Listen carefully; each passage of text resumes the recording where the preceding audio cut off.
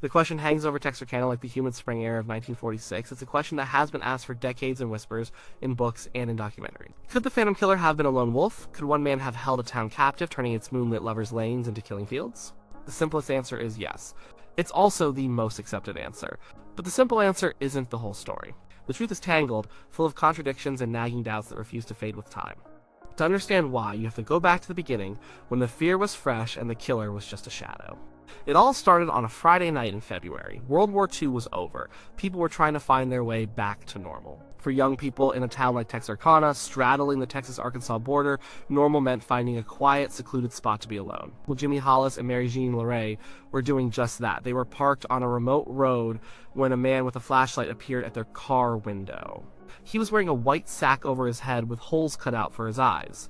It was crude, terrifying, and effective. He ordered them out of the car. He told Jimmy to drop his pants.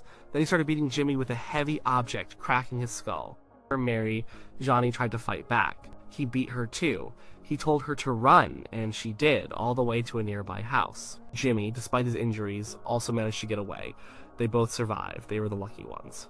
Their description of the attacker was the first piece of the puzzle. A tall man, wearing a white mask. He didn't seem to have a gun, just a blinding light and a blunt instrument. And Mary Jean Larry said something else, something that would be mostly ignored for years. She said she thought she saw two men. The police didn't have much to go on. A lover's lane assault wasn't unheard of. They investigated, but the trail went cold almost immediately. Texarkana moved on. For about a month, the attack was just a scary story, a reason to be a little more careful. Then came March 24th. Richard Griffin and Polly Ann Moore were found dead in their parked car. They had been shot. Both were shot in the back of the head. The weapon was a .32 caliber pistol. This was different. This was murder. The town was jolted. Suddenly, the attack on Hollis and Larry didn't seem like an isolated incident. The press started connecting the dots. The police were under pressure. Was there a madman on the loose? The idea of a phantom killer began to form. He struck at night. He targeted young couples. He was a faceless threat in the dark. The fear was palpable, but people still tried to live their lives. 3 weeks later, on April 14th, the Phantom struck again. Betty Jo Booker and Paul Martin were another young couple out on a Saturday night. Paul's body was found the next morning by the side of a road. He'd been shot 4 times. Betty Jo was missing. The search for her was frantic. Her body was found almost 2 miles away, hidden behind a tree. She had also been shot twice. The killer had used a .32 Colt automatic pistol, the same caliber as the previous murders. Now, Texarkana was in a state of panic. This wasn't just a killer, this was a monster who hunted on a schedule, almost like he was following the cycles of the moon. The town changed overnight. The streets emptied after dark. People bought guns, locks, and watchdogs. The sale of window shades and Venetian blinds skyrocketed. No one wanted to be visible through their windows at night. The Texas Rangers were called in, led by the legendary MT Lone Wolf Gonzalez. His nickname alone seemed to fit the narrative. It was one lone wolf against another. The entire investigation was predicated on the idea of a single killer. Gonzalez and his team built a profile as best they could in an era before modern criminal psychology. They were looking for one man. A sadistic, sexually motivated killer who got a thrill from terrorizing his victims before he murdered them. The first 3 attacks fit a clear pattern. A young couple, a secluded area, a blitz attack, a .32 caliber weapon. It all pointed to a single offender honing his craft, escalating from assault to brutal murder. The narrative was simple, clean, and terrifying. It was the story of a lone wolf. And then came the night of May 3rd. This is where the simple story shatters. Virgil and Katie Starks were not a young couple on a date. They were a middle-aged farming couple, married for decades, living in a remote farmhouse just northeast of Texarkana on the Arkansas side. They were at home in what should have been the safest place in the world. Virgil was sitting in his armchair, listening to the radio. Katie was in the bedroom. The killer shot Virgil through the window of their living room. He was shot twice in the back of the head. The killer then went into the house. He shot Katie twice in the face as she tried to call for help. She was horribly wounded, but miraculously she survived. She ran from the house in a panic, covered in blood, and made it to a neighbor's farm. The Starks' attack broke the pattern completely. The victims were different. The location was different. The method was different, and most importantly, the weapon was different. The killer had used a .22 caliber rifle, not a .32 pistol. This is the central problem for the lone wolf theory. How could the same man who stalked lovers' lanes with a pistol suddenly switch to a rifle and attack a married couple in their own home? It makes no sense. The signature, the psychological fingerprint of the killer, was gone. It was a different crime. Or was it? The police and the public were so deep in the panic that they immediately linked the Starks shooting to the Phantom. The fear was a tidal wave, and it swept this new contradictory evidence into the same narrative. The Phantom was no longer just a Lover's Lane killer. He could be anywhere. He could come into your home. The terror escalated to a new level. The town was an armed camp. Businesses closed early. People stayed home, huddled around their radios, listening for news, jumping at every strange sound. So let's stop here and weigh the evidence. The case for a single killer, a lone wolf, rests heavily on the first three crimes. The attack on Hollis and Laurie and the murders of Griffin, Moore, Martin, and Booker. These crimes share a clear connection. They paint a picture of a predator with a specific fantasy he's acting out. He's powerful in the dark, preying on the vulnerable. The escalation from a brutal assault to a double murder and then another fits the known pattern of many serial killers. Their violence grows as their inhibitions fade. The use of a .32 caliber weapon in both murder cases is a strong link. It's the kind of evidence that makes investigators confident they're hunting one person. The psychological profile also supports the lone wolf idea. Serial murder is almost always a solitary activity. It's driven by intensely personal, dark fantasies. These are not crimes committed by a committee. The killer is living in his own world, driven by compulsions that others cannot understand. The idea of two or more people sharing the exact same violent pathology and acting in concert is extremely rare. It happens like with the Hillside Stranglers, but it's the exception, not the rule. The Phantom's attacks, with their elements of sexual sadism and control, feel deeply personal. They feel like the work of one mind.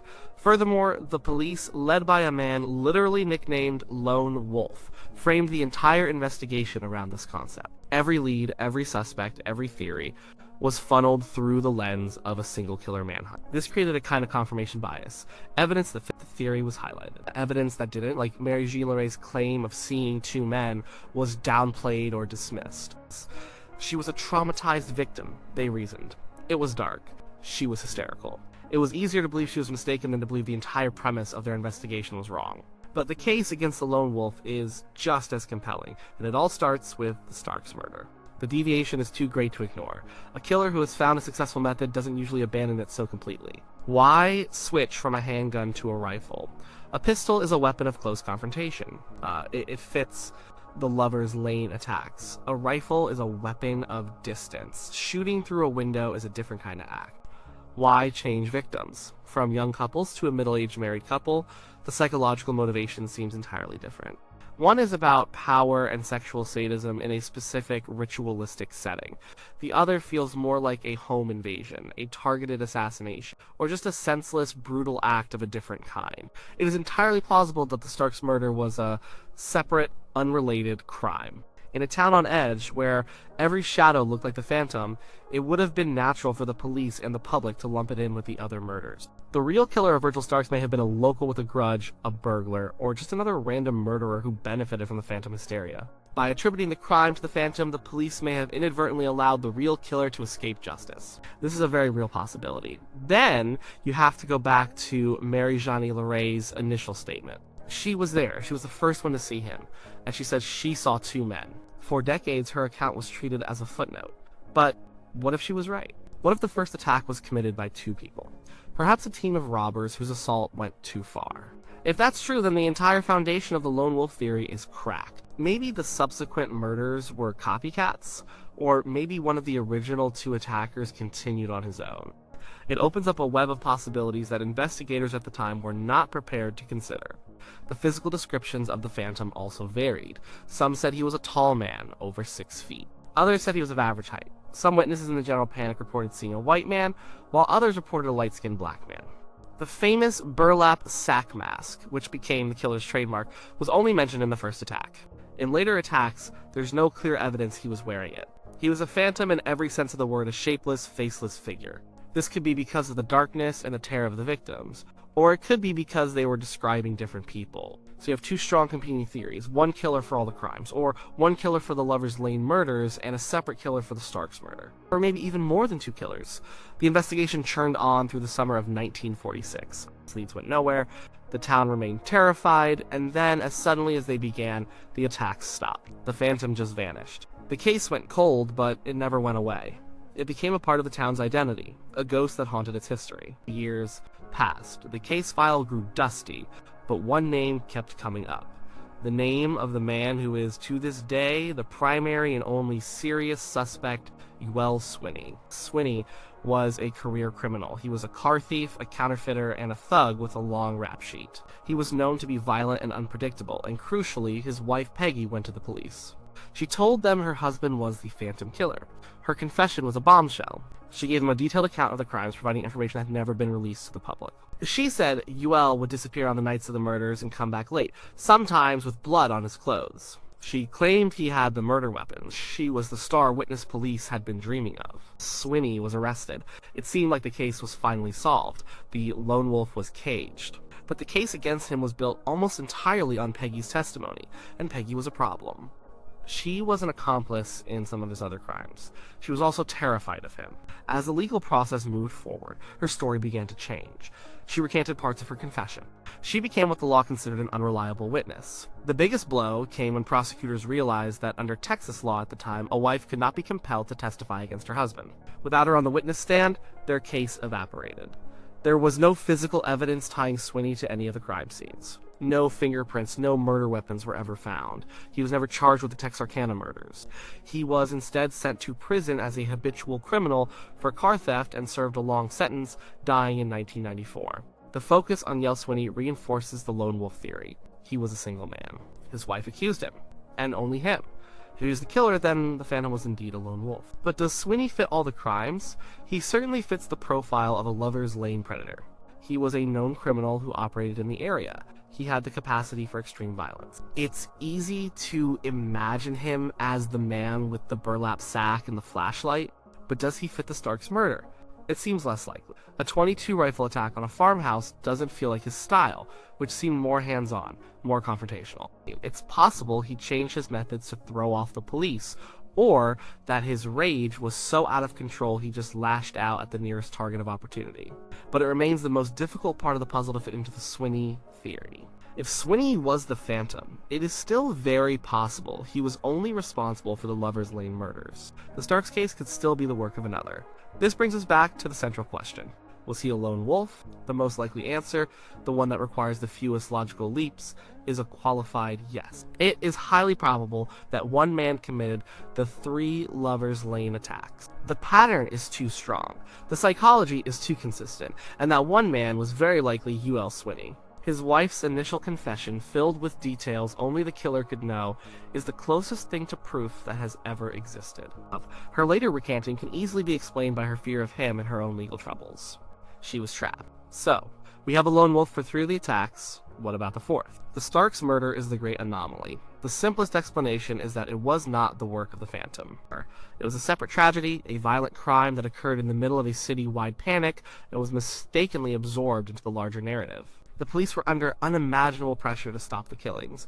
The public was desperate for answers. It was easier to see the hand of the Phantom in the Starks case than to admit they might be dealing with multiple unrelated killers, which would have made the situation seem even more chaotic and hopeless. This two-killer theory is compelling. It cleans up the timeline, it explains the radical change in method and victimology. It allows for the Phantom to be a single-focused predator who stuck to his ritual, and for the Starks murder to be what it appears to be, on the surface, a brutal but different kind of crime. But we can't be certain. We are left to speculate based on incomplete information from a different era of police work.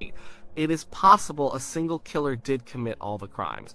Perhaps after the Martin Booker murders, the police presence in Lover's Lanes became too intense. The Phantom, still needing to kill, had to change his hunting ground. He chose an isolated farmhouse instead. He used a rifle because it was more practical for that kind of attack. His rage might have been so generalized that the specific type of victim no longer mattered. It was no longer about a specific sexual fantasy, but just about the act of killing itself. This psychological devolution is also a known pattern in some serial offenders. Their methods can become sloppier, more chaotic, as they lose control. In the end, we are left with probabilities, not certainties. The weight of the evidence, however circumstantial, points toward a single offender for the core series of crimes. The story that has been passed down through generations, the story of a single, terrifying phantom, is likely rooted in truth. The name Phantom Killer itself suggests a lone entity.